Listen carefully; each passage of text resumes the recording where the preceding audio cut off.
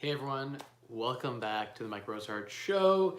It is another live Wednesday. Last Wednesday I went live while I was presenting at a Ottawa real estate meetup group. They had me come down and present, so that was fun to have the opportunity to do that. So thankful for that opportunity.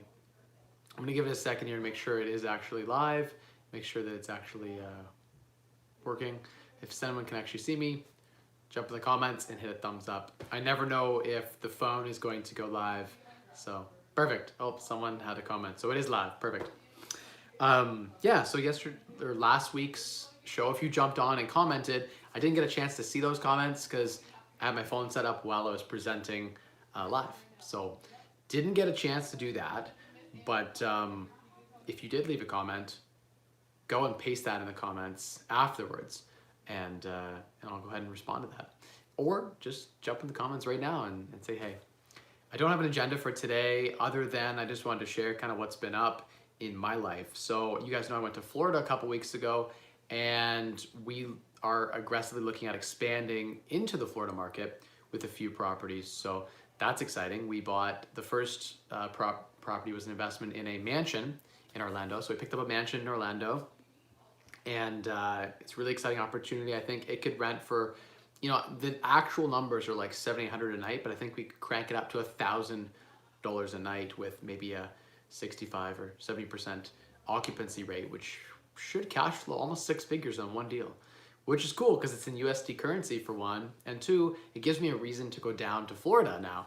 And on that note, I am driving or maybe flying, I haven't decided yet. Sunday, I'm going back to Florida for a week. So it's exciting to spend time kind of being a snowbird, going back and forth between Canada and Orlando. And while I'm there, the thing that I like to do is sort of look at properties and analyze deals. That's like what I love to do. And so that's fun. I like doing that part. Life has been crazy though. I made this title today about taking breaks. And I think, especially for people like myself who are like grinders, type A personalities, we push ourselves too far sometimes. And it's one of those things where like, we'll go from working like 15-hour days where like I'll be trying to lock up 2 or 3 deals. I'll be working on like 6 renovations at the same time. And all of a sudden I'll just get to burnout. And I'm getting close to that now just because coming back from vacation, and not even vacation, like I sort of worked during vacation, working on offers on properties and things like that. But came back, locked up obviously a deal, going back to lock up probably another deal and do home inspection and some other stuff on the property we already are buying there. And every time I go down, I learn a ton. It's fun, but I come back and I'm involved in like 20 renovation projects right now. And that means that I have to do like 20 site visits, and I have to, coordinate all of these things. And my own house is a mess, as you guys can see. Like I got renovation stuff all over the place. I got couches to build there. I got furniture I still got to build. I got like a million things in my basement I got to finish. There's always a to-do list that's a mile long. And I feel like I come back to Canada now after being away and now having to go away again on Sunday. It's like, geez, I can't get it all in. There's not enough hours in the day. So one thing I want to say is that like, it never stops the need to want to achieve. I've got multi-millions net worth. I've achieved a lot, right? But it's now to a point where I do it because I love it, but I also do it because I can't stop. Like I know no other way other than to continue grinding. Like don't know what I would do if I just made a rule like, hey, Mike cannot buy any more properties. Mike will not actively take on any like renovations or any major projects. If I just took on nothing, it'd be pretty boring, I think. Especially if I did it for a long period of time. But in short doses, it's fantastic. Like to just disconnect for like 3-4 days and just put everything on the back burner and just enjoy. That's something you need, I think, as an entrepreneur. Just like enjoying that free space, that mind space to really unlock and achieve. So that's something that I'm gonna do while I'm in Florida. I'm gonna take a couple days between like, looking at properties and stuff like that for a few hours. I'm gonna take most of the days to do reflection and to do some introspective time. Probably watch a few TV shows. I know TV is like a terrible thing. Gary Vee talks about not wasting your life away watching TV, but The Witcher, fantastic show. Loved that. Binged that. It was great. Goliath, I'm loving that show. I'm binging that, right now. I'm gonna get some time to actually, well, I'm on vacation. I'm gonna get some time to actually watch all that. I like escaping into a nice television show, and for me, it's time well spent. especially from a mind space perspective, clearing your mind of the negativity and clearing your mind of all the stress. Brian, how's it going? Michigan Lady, hey. Andrew, hey. Shaylin, how's it going? Galem, how you doing? Hey Mike, you bought that laundromat. Good for you. Yeah, so we bought a triplex in St. Thomas. Traditionally, I've invested in London, Ontario, but I am branching out. There are a couple of reasons why I think St. Thomas could be undervalued.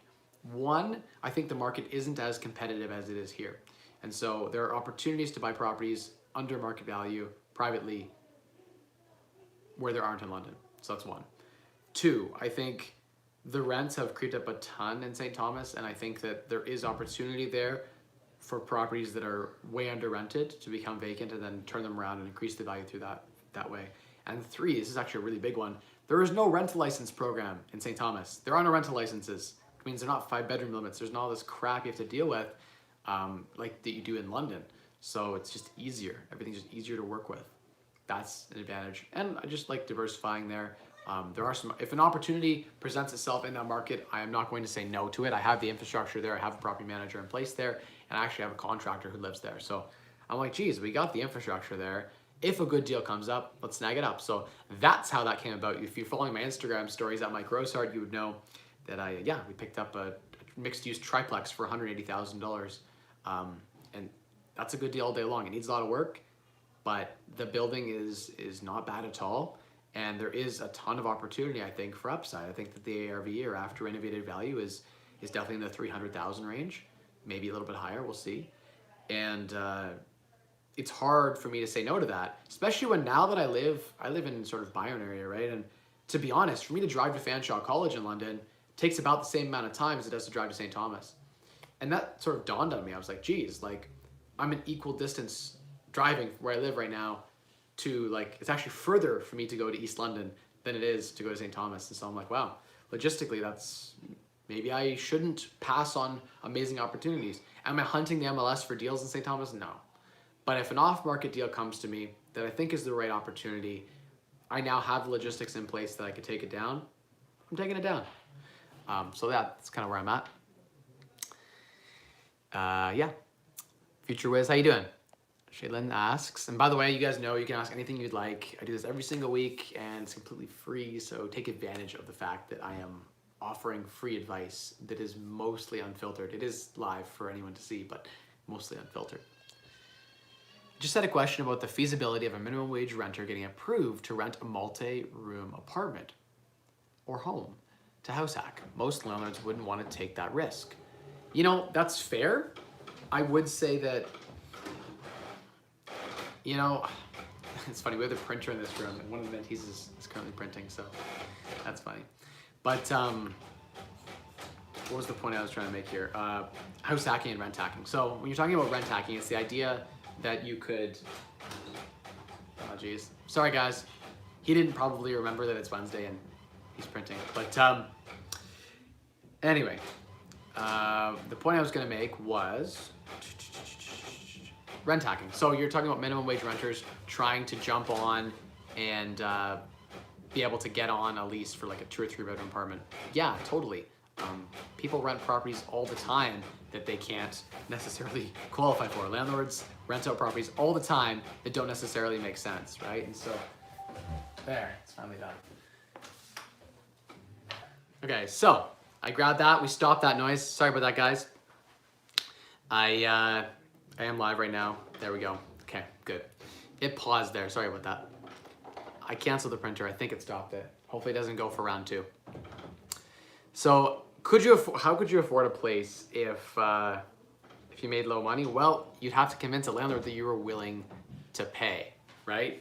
How do you prove that? Maybe you show some savings. If you're a minimum wage earner, but you have $5,000 or $10,000 saved up, that would show that you're good with your money. I'd be willing to rent to someone who could show that they're able to save money, right? That's important. More than what you make, it's what you save, right? So show them you have assets. Show them that you can save money. And on minimum wage, you can save money. If you rented a room out, for instance, right? And you're working minimum wage full time, you'd be able to save like $15,000, almost $20,000 a year here in Canada. You can make like $25,000, $30,000 a year at 45 hours a week at our minimum wage, $14 an hour. So there's no excuse here you couldn't save some money to actually get it done. Totally doable to house hack or rent hack in that way. I will say that I think, you know, I think that people underestimate the value of their skills. I think that you actually do have value in the skills that you have. And if you were to take advantage of those skills and start, if you know how to, I don't know, play piano, go do piano lessons for $25 an hour. Those types of things are ways you can get your income up, right? So that'd be a strategy I'd recommend. But yeah, so the rent hacking thing, totally doable. You have to find a landlord who's willing to do that. The best opportunities are ones where you find units that have bad pictures, so landlord's lazy. You find like just a sign, go talk to the landlord, build rapport. There's a lot of landlords out there who are renting things for way under market. I went on Kijiji last night to prove that point. I was just talking with someone about the rental rates in London, and I was like, geez, I was about to post a 2-bedroom for like 1,000 something or 1,100. And they're like, are you kidding me? A 2-bedroom should be, like a 2-bedroom should be well over, 1,400 in rent. And I was like, geez, I can't believe that rent would be that high. Like in my mind, it seems that, I don't know, rents have creeped up like 20-30%. So one of my point is that you can find landlords who don't understand that rents have creeped up that much, and they're posting 1-bedroom or 2-bedroom and 3-bedroom, myself included, for less than market rent. So that's an opportunity right there. Find those landlords. There's a ton of them. And arbitrage it. The arbitrage is the idea that you can take advantage of inefficiencies in the market. And there are inefficiencies. Someone who's a realtor and real estate investor, myself included, I've posted units for a couple $100 under market rent because I'm still 6 months ago rent prices, and rent prices have jumped a ton. So 1-bedroom average apartment in London's like 1,100 now. And there's a lot of them that are rented for 700, 800, 900 right now on Kijiji. Right now.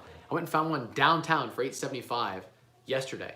Someone should go rent that out and then re-rent it for like 1,200, right? Like done.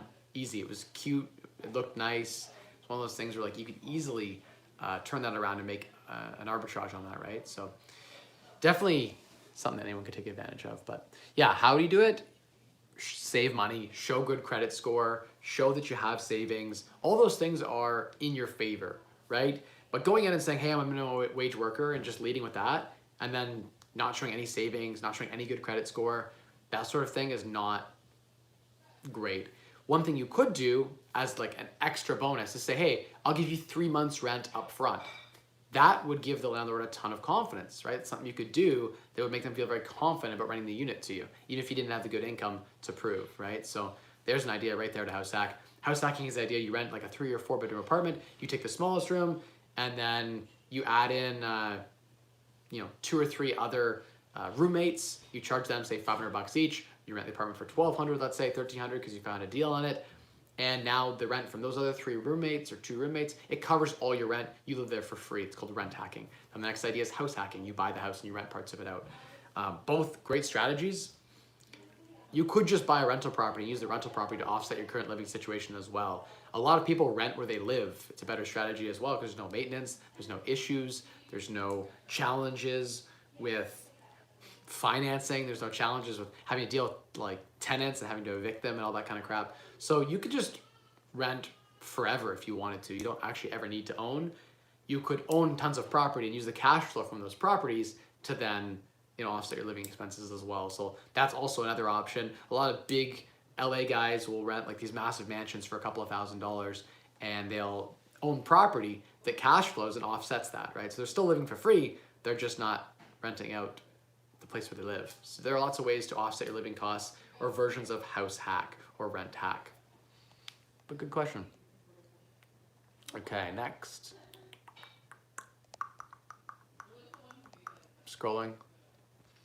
Okay, I found my spot. Mike, do you smoke weed? I don't want to say this on camera, but like, have I tried? Yes. That's what I'll say. Also, landed an offer for FT, so this vacation topic is right on cue. Any places, trips, cruises you would recommend? Cool. Congratulations, by the way. That's awesome. I think you want to celebrate too soon. I think because you've landed full time, you should not go on any vacations and you should save for the next year or 2 or 3 or 4. And then with the cash flow from one of the properties or one of the big refinances, once you've successfully invested that full-time earning, then I will go on a vacation. But I hear great things about the Disney cruises. From a frugal perspective, I would definitely say like places like Florida are fantastic. You can just like fly down. Swoop here in London has a direct flight for like a couple $100. You can be down there, so that's a cheap way to get down to somewhere warm and nice. You can hang out in Orlando, whatever, do Disney, Miami, hang out on the beach. Lots of options that way.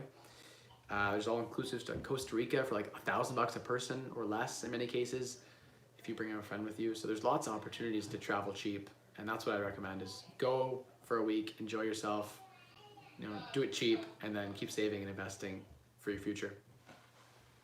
Okay, next question. Anakin Skywalker. Hey Anakin, I'm a big fan of Star Wars. Awesome purchase in Orlando. Yeah. Next mastermind location. I don't know. We could rent it off for a mastermind. Definitely a possibility. Just finishing rentals in my first place and we'll start renting out rooms in March. Super excited. I'm 24. That's awesome, Austin. Fantastic.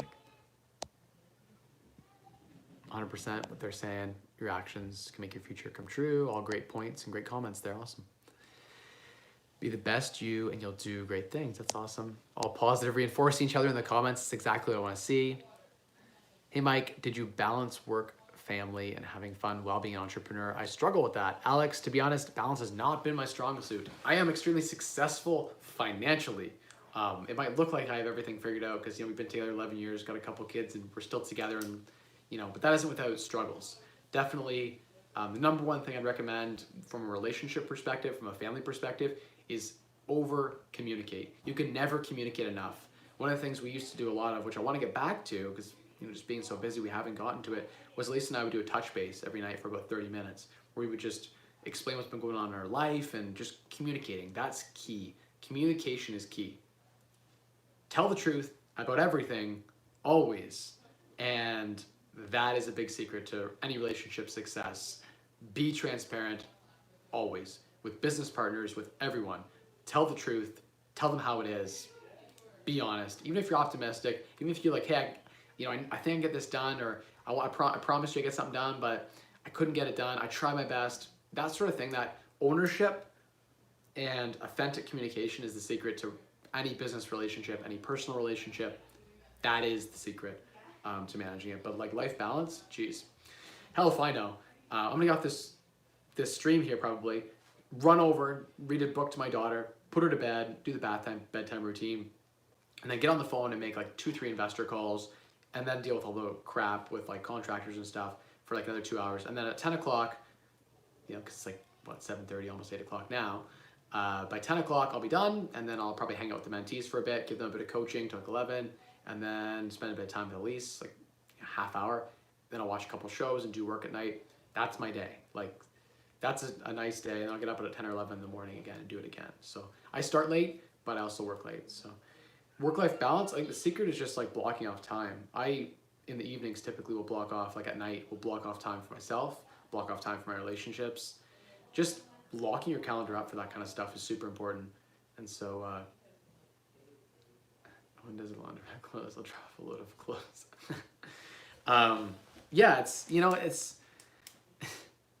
Balance is tough.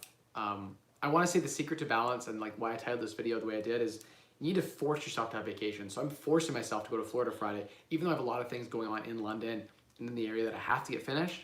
I'm going to force myself to basically, well, I'm still going to work on Orlando probably, but force myself out of the environment. And that's how I force like the relaxation, right? So that's a big one. It's just like scheduling time and locking your calendar and honor that. Like, hey, I'm going in my basement. I'm like not leaving. I'm not doing any work, putting my phone down. That sort of thing really helps. Put your phone down. That'll help a lot. Just lock your phone off and put it in a box and then come back to it in 2 hours. That'll allow you to detach, especially as landlords. We're always worried about who's going to be texting us or what's going on in other properties. Even if we have property managers, we're worried about it. As entrepreneurs, we can't not worry about our business. So yeah, that's a big one. Hey Mike, how did you balance? We did that question. Okay, so now I'm on. Hi Mike, what are your thoughts on the short-term rental tax licensing potential coming to London? Eric, obviously I have mixed thoughts. So in one aspect, I like that they're licensing it in the sense that it makes sense from a safety perspective to license it and to make sure that like we are offering safe accommodations for people. On the other side of it though, I don't like that they're grabbing, like it's free money for the city, right? They're just gonna like tax it all, right? And it'll be expensive, obviously. But the cool thing is I think we're gonna get some grandfathering because whenever a new licensing comes out, we'll probably have some grandfathering around that, right? The dangers of the licensing are they make your property commercial. So if you are renting out a property on Airbnb and you make over $30,000 in a year, so that's like $2,800 a month, under $3,000 a month, which is not a lot on Airbnb. Any duplex can do that. Most single family houses can do that on Airbnb, which means most properties that are full-time on Airbnb become commercial in nature. And when it's commercial, you can't get a residential mortgage. Nope, nope, nope. It's hard to get residential insurance. Nope, nope, nope, nope. And your property taxes triple because it's commercial now. So cash flow goes way, way down. I'd recommend renting out the property to a company. Company pays rent, and then that person who's renting the unit out, they can put it on Airbnb, and they can have a business, and they can make the difference on it. Then the property doesn't become commercial in nature. You're just renting it out to someone. What they choose to do with it as a tenant is up to them, and you're not going to go after them as a landlord. You're just going to let them do it, and they're going to pay you market rent. So that's a way to get around a lot of the issues, I think, still being able to sidestep a lot of those Airbnb issues. Because as an owner, you're not putting it on Airbnb, you're just renting it out to someone. They're choosing to put it on Airbnb, and that's their choice. So I think that's where there's a layer of protection in some senses. Like you say, hey, here's the lease. I actually don't have it on Airbnb. It's not a commercial property. And on sale, you can't make me pay HST.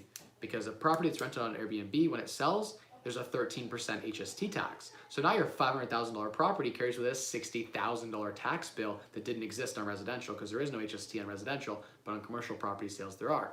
So now you just lost $60,000 by making your property classified as an Airbnb commercial. So be careful. You could knock the value of your property 60 grand negative right there, bang, done, just by putting it as an Airbnb property. So be careful.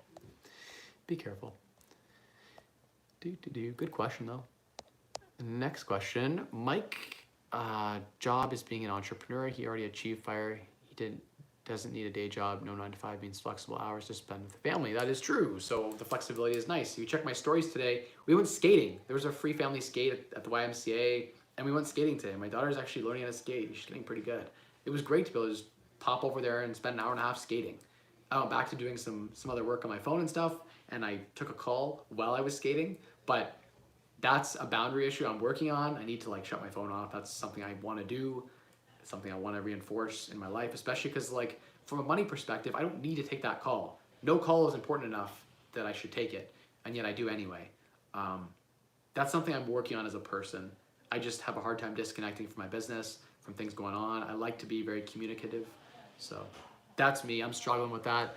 But as an entrepreneur, yeah, you have flexibility. Block that time off. Like I blocked off 1 to 3 today. I'm like, nope, I'm not available at that time. And that time was for family. So it's just blocking off time. That's all I can say. That's what works. Part of me, I'm like of two minds, right? Part of me loves to grow, and like, I know I have the potential to be a billionaire. If I just grow my net worth every single year at around like 13.9%, 13, 14%, something like that every year, I'll get $1 billion by the time I'm 68 or something, right? So I'll be a billionaire in my life. All I have to do is grow at 13% every year. And I've never had a year where I grew less than 13% since I was 18. Every single year I've grown like 50% or 30% or like in that range, right? So that means I'd have to drop my performance in like a third. I have to be a third as good as I was, which like I keep getting better. So I don't know if I get worse at real estate investing, but I have to get worse. That's one side. It's like I have the potential to be a billionaire. I actually do have the potential to be a billionaire. I'm very fortunate, very blessed. I have a certain set of skills that pay me very well. I can make $80,000 in one day on one deal, right? I can keep my money growing really relatively quick. And I have a good seed, a good base, right? I'm 27 years old and I've got lots and lots of money already. So that's one thing. But to get there, to get to $1 billion, I'm gonna have to grind. I'm gonna have to keep working effectively on my money, right? And that means I have to make sacrifices somewhere else, right? To get a consistent 13.9% return every year, guaranteed, once you get to like over 100 million, that's a business of itself, just managing that wealth, right? And so there'll be sacrifices I'll have to make. And so the other part of me is like, geez, I should just take the money I have, sell most of my properties that require any amount of work, get property managers. I'd have property managers in there, but maybe get a manager to manage the property managers. I don't know. So like I'd literally never get a call ever, and just collect passive like 10% a year.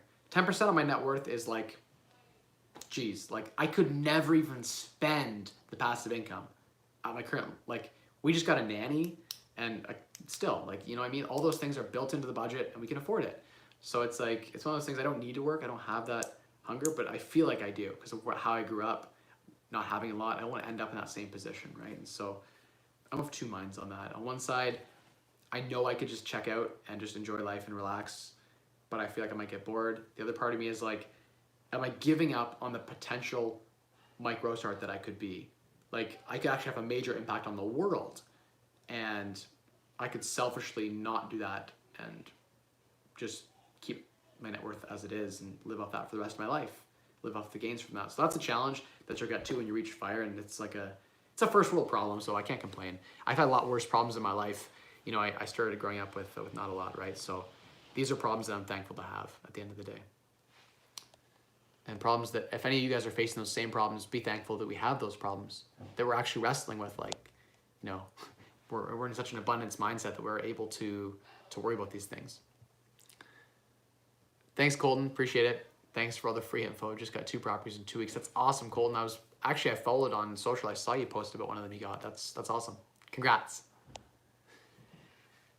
I know he did. I'm asking, well, in the process of chasing FIRE, how did he do it? Good point. So yeah, I guess Future Wiz made the point about having enough wealth to solve problems and things like that, and flexibility. While I was chasing it, I didn't have a good work-life balance. I was a big gamer. I played World of Warcraft, played Star Wars Galaxies Online, played League of Legends, like competitively, and big gamer. In, I guess, geez, what year would that have been? 2014, 2015, I gave it up. So cold turkey, deleted it off my computer and vowed I would not indulge in any gaming, and did that for like a 3-year period. And so instead of gaming, I just went on the MLS and looked at properties. That was my relaxation when I finished work, was looking for deals. And I actually got to enjoy it. It became a game for me. But I didn't have balance. I just didn't enjoy my life at all. From 2015 to 2018, I did a lot of grinding. And I worked a full-time job, and I worked a full-time real estate gig on the side, right? Probably another 20 hours on top of that, right? Thankfully, I did it at a time when my daughter was like really young, right? She was just born. And so she doesn't have any memory of that. It was a good time to sacrifice, I think. And my wife was super supportive. So how did I balance it? I didn't. But you don't have to go with the intensity that I did. Like, I had like 6 renovations going at once and a full-time job. You don't have to do that. You can do 1 renovation.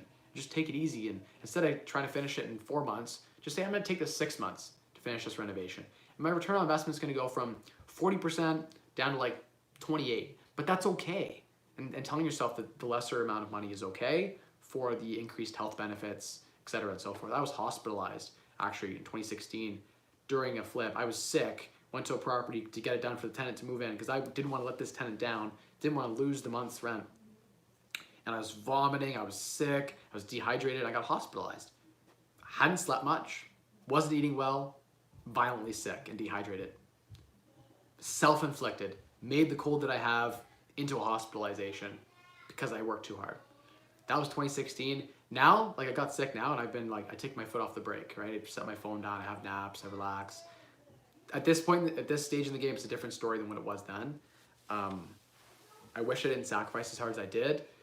In some ways, I'm thankful and I have no regrets because, you know, I made like $1 million making those sacrifices. But yeah, my health took a toll for a time. Life wasn't that enjoyable. I gave up a lot of hours of gaming.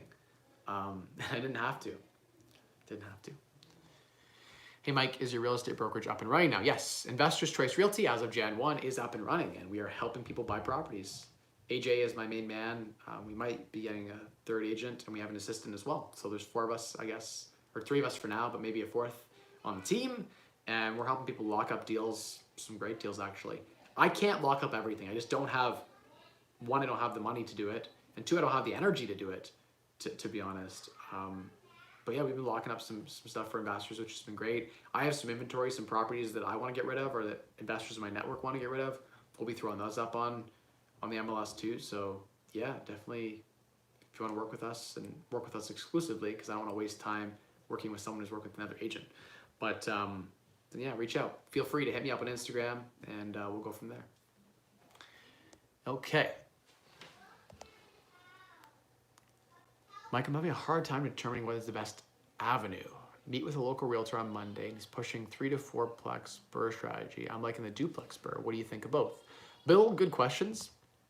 In my opinion, there's no bad real estate investing strategy. All strategies can fit for all different individuals. So there are strategies I like a lot less, like speculative real estate investing that doesn't cash flow, buying condos in Toronto that don't cash flow, and then messaging me and saying, I'm losing $100 a month. How do I fix this? I'm like, don't buy that property. That's a bad property. Why did you buy that? Sell it. But as an example, I think that, it depends. You could buy a 4plex or a triplex and you could BRRRR it, and it could be fantastic return on your money. You could buy a duplex and the same thing. Do you want to deal with 4 tenants versus 1? When you have more tenants in a building, often there's inter-tenant conflicts.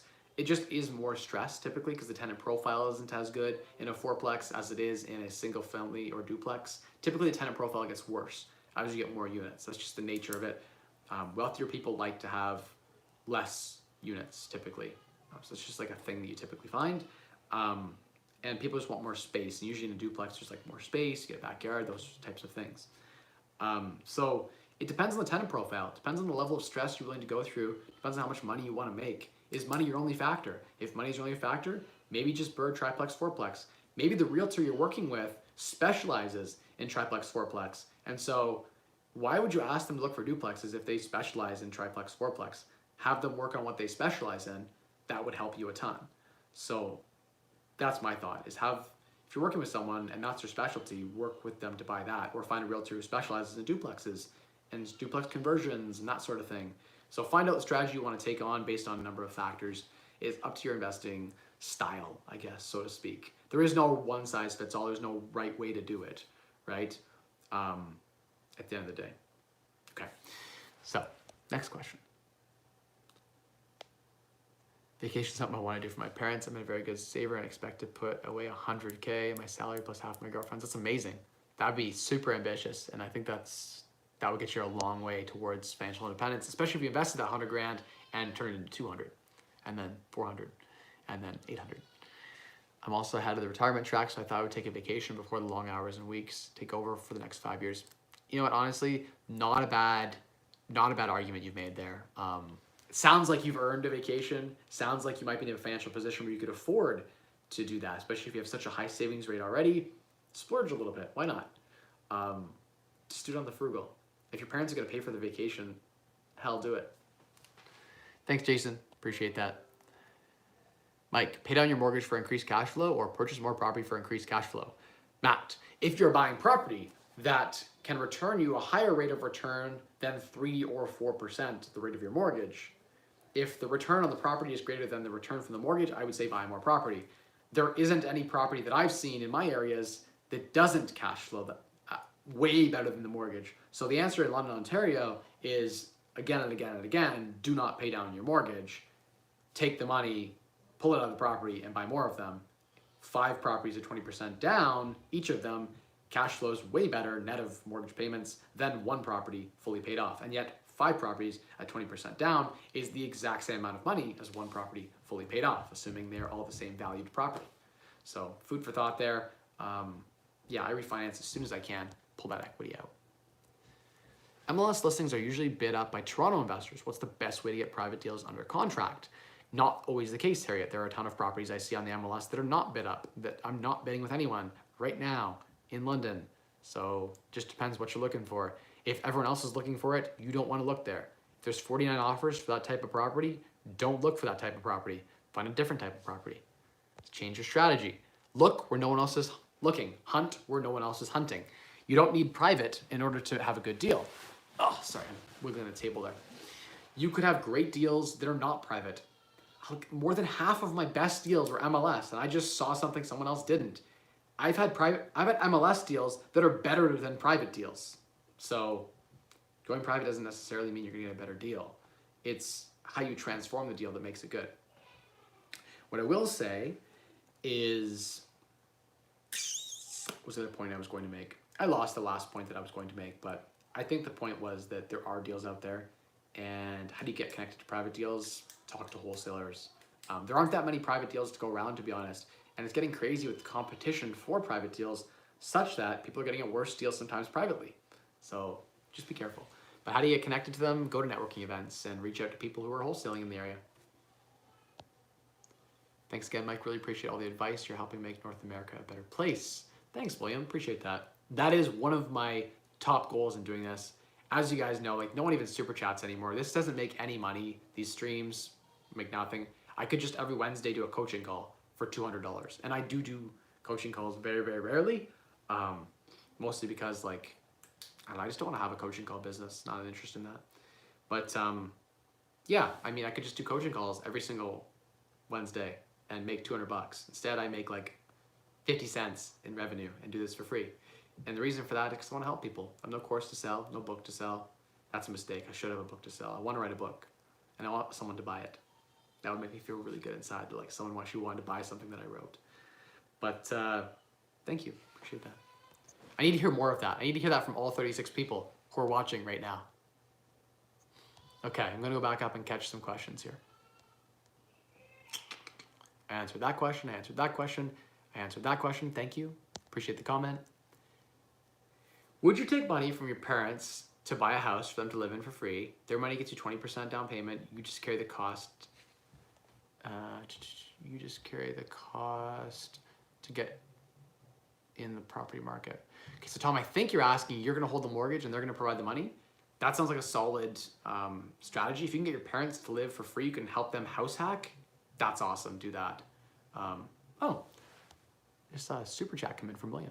Hey, cool. Thank you for the super chat. I appreciate that, man. That means a lot. Keeps the lights on anyway. Thank you.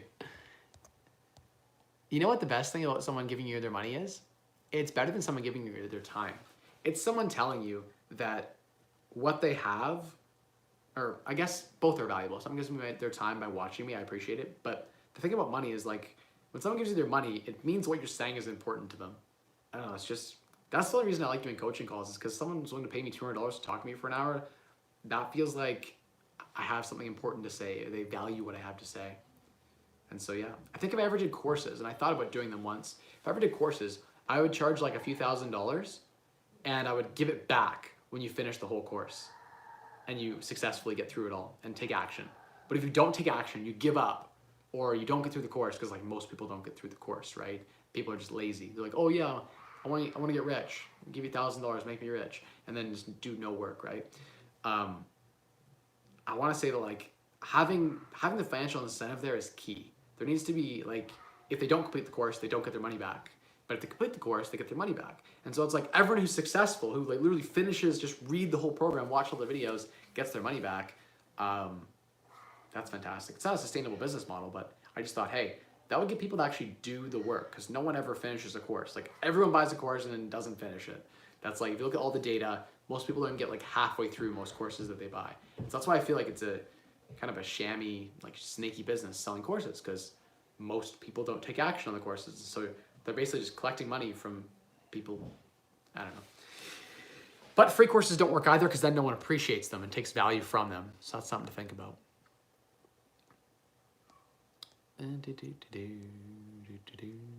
Where is that question I was answering about buying the house? I think it was yes, a solid yes to taking your parents' money and buying a house. If you can take your parents' money and help it get to work better for them, that's a win for your family. It's a win for your parents. Especially if your parents have money trapped in a house doing nothing. If you can go take that out at 3 or 4%, refinance it out, and go put it to work at 20%, and then pay your parents' mortgage off with the like pay the mortgage payments for your parents. Boom! Now they're like mortgage free effectively, and you've taken their capital, and it's allowed you to build and grow, which is amazing, right? That's exactly what you want. You want your parents to succeed. You want to succeed. So yeah, take the capital and put it to work. I'm a strong advocate of taking poorly allocated capital and putting it to work. So most parents have poorly allocated capital sitting in GICs or mutual funds, or sitting there in cash doing nothing, or sitting in their house, again, doing nothing. So yeah, it's a solid win. And house hacking is obviously a solid win too, so that's what we call a win-win. a win-win-win. Drip set, I saw the message retracted, so I can't see what your question was, but next one, Mike having a hard time deciding. We did that question already.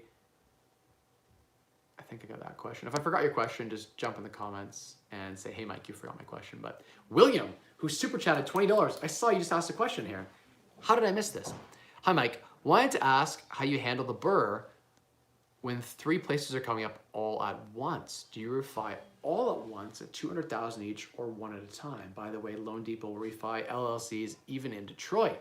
William, now that I'm starting to invest in the United States, I'm interested in LLC structures and how to actually, from a tax perspective, shelter a lot of what I have in the holdings in the United States. I don't want to put my Canadian stuff at risk, so I'm going to set up a separate Canadian company probably that'll own a US company that'll own the property. So I'll not personally own anything. It'll all be companies and partnerships, and that's for tax reasons and for liability reasons and just for like separation reasons. I don't want the United States to know what I make personally. I don't have to declare my personal income in the United States. So for a number of reasons, I think that's the best tax structure, but I really need to talk to an accountant. I actually need a good real estate accountant. If anyone knows any good real estate accountants, please hit me up at Mike Rosehart on Instagram or Rosehart properties@gmail.com is one of the emails that I use.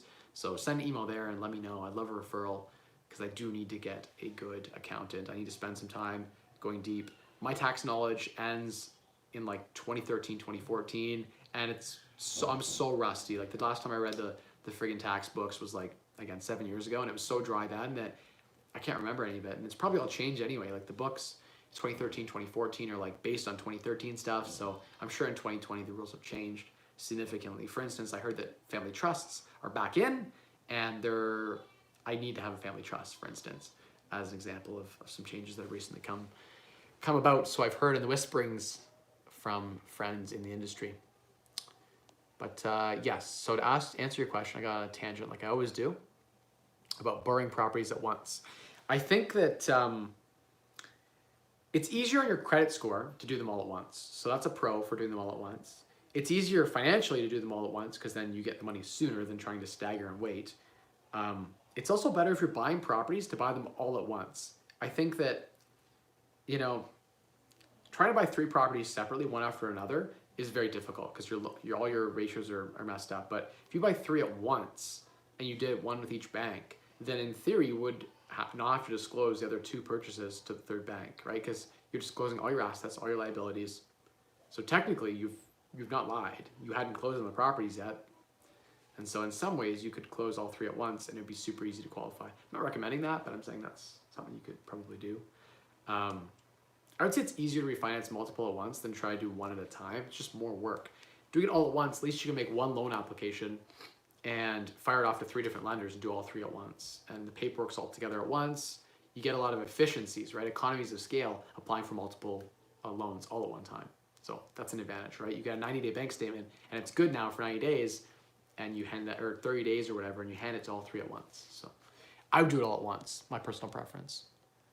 I think there's advantages definitely for that, 100%. But great question.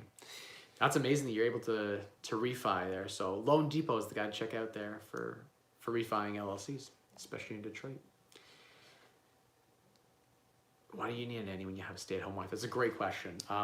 Because we have young kids, and young kids are a ton of work, and sometimes I need my wife's help in the business, or I need my wife's help just in general, or we just want to get away and have time to ourselves. And to be honest, my wife's spoiled. She needs someone to help her make dinner. She needs someone to relieve her of stress.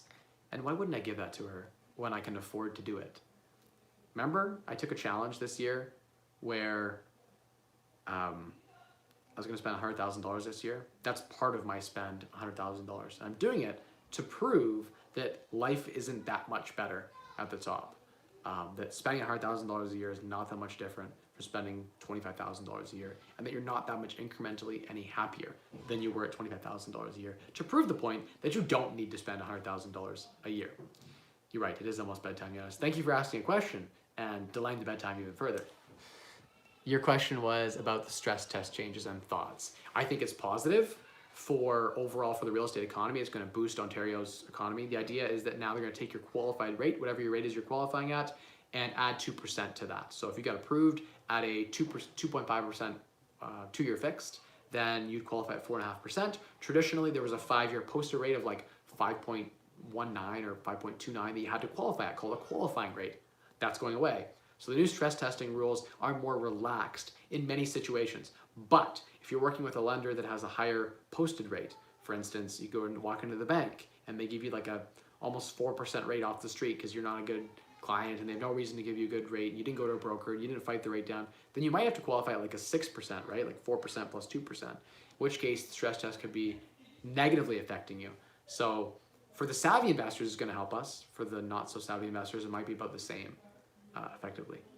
So something to think about, especially if interest rates go down a bit. It is, again, obviously interest rate dependent, right? It's now a floating stress test. I think overall positive. I think the changes are needed. I think we need that to keep the economy in a position. We don't want people to get overextended. We don't want noobs who don't know what they're doing to get overextended and then not have the cash flow to pay the mortgages and then default. So stress test rules stop defaults. That's important. We don't want defaults. We want to balance real estate economy. Now, rental rates are going up like crazy because population growth and a number of other reasons. Real estate market is booming. It is not necessarily entirely tied to factors like stress testing rules. They're one minor play in 20 or 30 other factors that go into controlling the price of housing and the real estate economy in general. What is the best method for getting pre-approved? Go to a broker. Like, hands down, best way. Thanks, William. Appreciate that. What are your thoughts on having a joint lease between tenants to fill in a legal unit? Is that sketchy? That is probably the only way I would rent an illegal unit. Would be if 2 tenants were going to rent an illegal unit, I would make them sign one lease and say, hey, this is all one unit. You can occupy the illegal unit too as your den or office or whatever. That would be the only way I would do it if I was going to rent a unit out.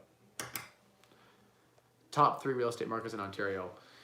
Personally, I think number 1, by a long shot, Harriet, I think London, Ontario. Reason being, second fastest growing municipality. We're up at I think we're going to be over 600,000 people pretty soon. I foresee in the next 7 years, London getting damn close to 1 million population. London greater area getting damn close to 1 million population. It is really the only major metropolitan between Toronto and Detroit, right? We're the only thing between Toronto and Detroit that's major, right? So we're uniquely positioned geographically to have some distinct benefits. So I like London. Second, I like Durham and Oshawa. I love the area. I think it's very, very affordably priced given its proximities to Toronto. You said 3 markets in Ontario or in Canada? Let me see here. In Ontario. Okay, so in Ontario, I guess Durham and Oshawa are kind of slightly different. Can we count that as 2? I also like, where else do I like? You know what, I kind of like St. Thomas for some logistical reasons, but no, I'm not going to put it in the top 3 because I don't like St. Thomas enough. It's London area, greater area, but I do think it's overpriced in a lot of ways. So I don't want to necessarily call that my 3rd. I don't know what my 3rd would be. I have to think about that. I don't like Sarnia. I grew up in Sarnia. It's Chemical Valley tied to one natural resource. It's freaking Sudbury or one of those other terrible places to invest. I hate Sudbury. I think it's a very terrible place to invest. It's tied very closely to the mining and natural resources and things like that. It's very non-recession. It's very recession sensitive. So that makes me feel nervous. I like economies that are very diverse and will survive any different economic climate we could have. London has that. Everything from education sector to healthcare to manufacturing to tech, military. We got it all, right? So there's a lot of advantages, I think, to London. At the same time, I'm not super bullish about all areas of London. There are pockets of London I think are way overvalued. So yeah. Quick question about automating budgets. Is it pay yourself first and matching the fixed payments to the salary receipt still the best way to do it? Yeah, it's a great way to do it. I like paying yourself first. Fantastic way to do it. Mike, write it and I'll buy it. Appreciate that. 100K challenge. If I had to burn 100K into 1 million, how would you do so? Love watching the journey. Keep up the good work. Thanks, Troy. if you had to turn 100K into a million, how would I do it? So the 100K challenge is a separate thing. 100K challenge is me trying to burn 100K a year, just to like spend more for the sake of it, just to prove that it doesn't make your life any happier. And I'm trying it all. Like I'm doing lavish vacations to like everywhere. I don't care. Many other things. Looking at Tesla. But how you turn 100,000 into a million? The best way that I know, without losing that money, because like gambling's risky, right? Stock investing, again, pretty much gambling. You don't have control over who runs the company, right? So that's where the biggest risk is you're investing in someone else running a company. But if you control the company, that's the best way to do it. So I would take 100 grand and I'd buy a business or businesses, invest in businesses that I could get control of. Or I would invest in real estate, again, that I had control of. And for me, control is important. I like 51%. I no longer JV with people. I don't even like 50-50. I like 50 and 0.9. I want to be in control because I can control the outcome of the investment. I can ensure that it gets a great return. That's important. I can choose when to exit, how to maneuver, how to pivot without being weighed down by having investors' opinions, right? Slow me down. But real estate investing is the best way because you can lever up. A big thing I think with levering up, take 100 grand, you can go buy $500,000 in real estate, right?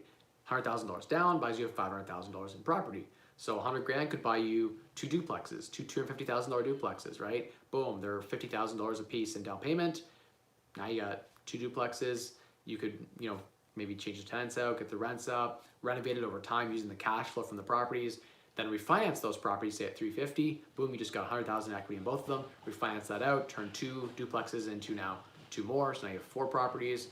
Could you do, 100K to a million in like a year? No, not unless the market's crazy hot. Maybe over a 5-year period you could do it. That's 20% every year. I think that's doable. I've proven that's possible. No, sorry.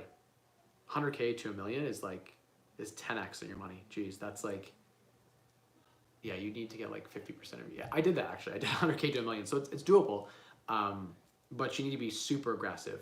Like you need to be pulling out the down payments back out of the properties. You need to be burring. You need to be actively doing all the renovation, like work, hustling it. Well, not doing all the work, but like trying really hard to keep your budgets low, which means again, putting in a lot of hours. So yeah, I would say that it's possible to turn 100K into a million. Not for anyone who doesn't want to do it full time. If you don't want to spend full time hours doing it, make your time horizon like 20 years. For 20 years, you can turn 100K into a million. Like you can turn a million into 10 million over 20 years, right? But over like a short amount of period of time, very hard to do. I gotta really wrap this up. It's been almost an hour and my daughter's got bedtime.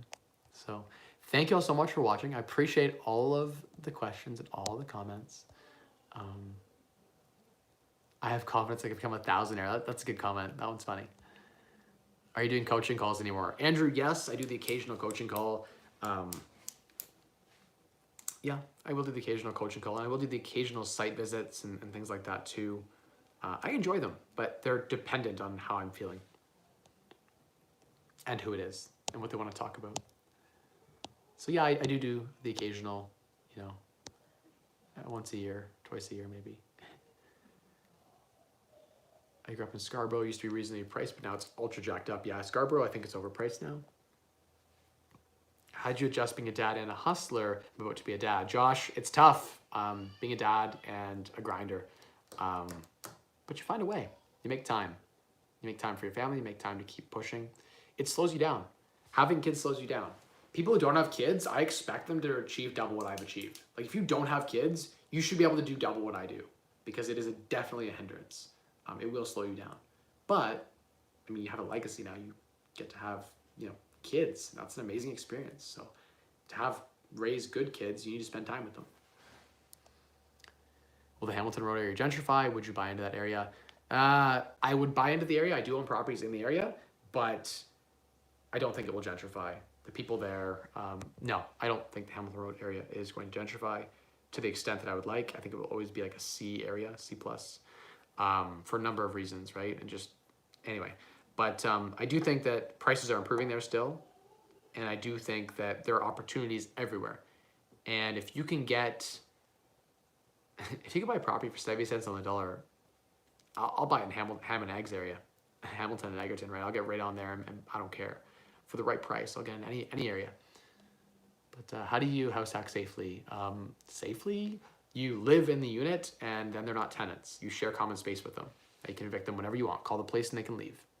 Put locks on your bedroom door so you don't feel safe. So you feel safe, I guess. Put deadbolt locks. Have your own unit, that sort of thing. I have no idea what 668 Brant will sell for. And I think that's everything. Thank you, everyone. That's right. Have boarders, not tenants. That's the key. Or just do duplex living, right? There you go. All right, awesome, everyone. Thank you so much for watching. I appreciate the hour of your attention, and I appreciate the $26 or $20 in super chats. It means a lot. It's been a long time since I've had a super chat come my way, so thank you for keeping the lights on for this channel. It definitely covers the depreciation on my camera. Yeah, thank you all for watching. The secret to unlocking wealth through you: 3 levers, 3 secrets. Every single millionaire I know does this. Even the ones like Grant Cardone who say that they don't do this, they do this. They spend less than they earn. They earn more than they spend. And they have strategies to earn more. They have strategies to at least be somewhat economical with their money. Everyone who has money, they had to have earned a lot more than they had and then saved it. Even if they were spending $500,000 a year, they had to earn $1 million a year to save $500 to build wealth. And the third thing is they know how to invest the money that they make and they save. Maximize the returns. Spend less, earn more, and maximize your returns. Those are the 3 secrets. You follow those 3 commandments, those 3 Rosehart laws, and you will be wealthy. You will become fire. Bye, everyone. See you next Wednesday. Maybe I'll do a video while I'm road tripping to Florida. Maybe I'll do a video, just do a live stream for fun. So watch out for a video while I'm in Florida, maybe. Maybe. We'll see. Bye, everyone.